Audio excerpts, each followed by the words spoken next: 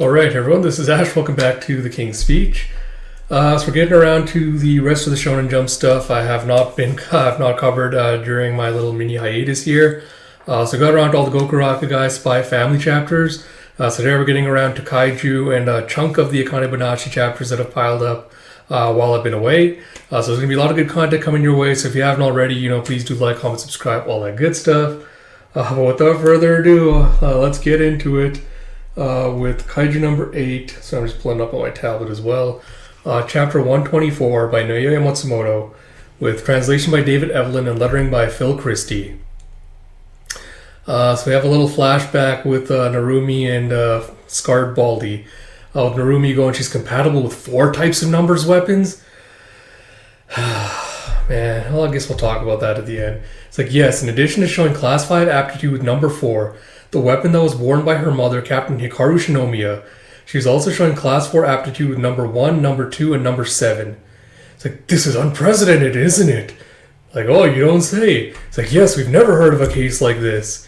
It's like, report this to the upper brass. If there's no precedent, then we must proceed with the utmost caution. It's like, please don't leak this to anyone, sir. And you see Kikoro like sitting up from the little observation table. It's like, this, Christ, like, we'll talk about this at the end, I guess, again. This could be the key to defeating number 9.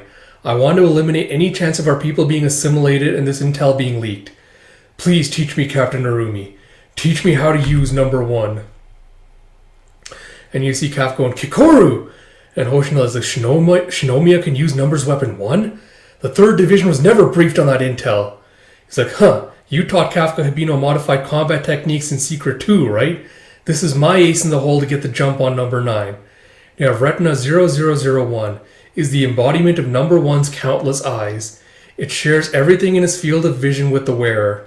And you see that Narumi's got like multiple... Man, it's fucking like this is just feels like a terrible Naruto riff. When like Danzo had like all the Sharingan like implanted in his eyes. It's like it shares everything in its field of vision with the wearer. And the same goes for the spares we've stored for the repair of numbers weapon 1. Like, and you see like this eye floating in a tank. Like the way it's drawn, I'm not sure if the implication is that it's a contact lens or if it's actual like retina. And you see, and Hoshino goes, so he's been fighting with them and sharing his vision with Shinomiya at the same time?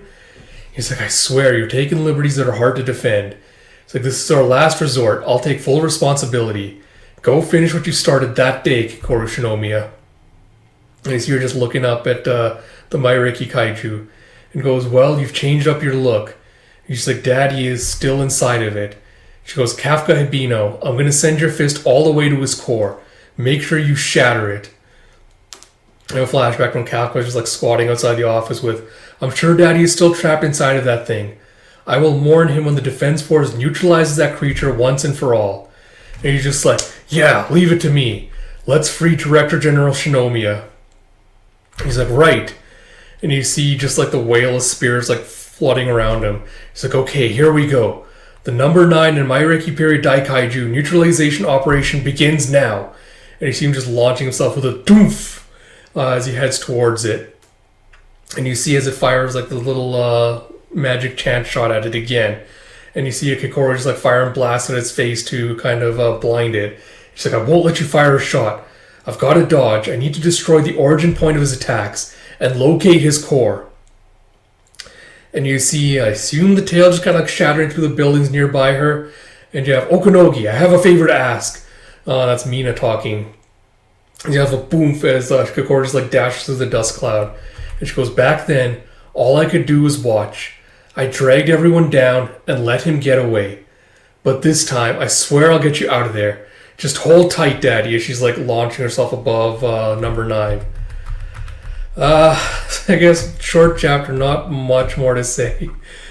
Like last chapter, I finished with being like, I don't want to call it a retcon, this and that, but like Matsumoto trying to justify it by being like, oh, they had this intel all along, but Kikoro being like, no, I don't want to have anyone like know this information in case like they get assimilated and the intel is being leaked.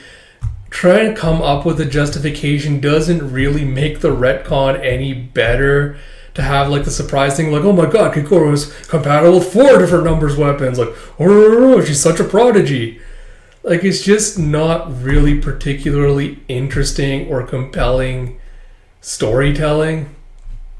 So like, I don't know, man. It's just, it feels like Matsumoto really doesn't know what to do with the series again. And like, this kind of comes back to what I said in the last video. Like, I do not see this series being able to last past this arc, or if it does, I do not see the quality being maintained at the level it was.